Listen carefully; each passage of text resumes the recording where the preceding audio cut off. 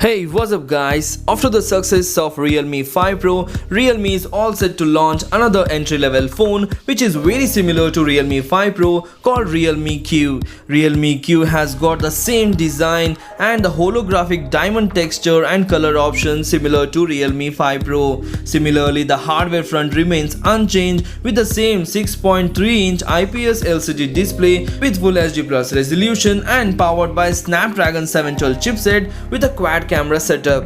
The display also comes with the same water drop notch housing the 16MP selfie camera. Around the back we have a 48MP main Sony IMX5 sensor paired with an 8MP ultra wide sensor and a dedicated macro cam and a 2MP depth sensor. The battery capacity remains same as 4035 mAh with a support for 20W VOOC 3.0 fast charging. The software front is covered by Color OS on top of the Android 9 Pie.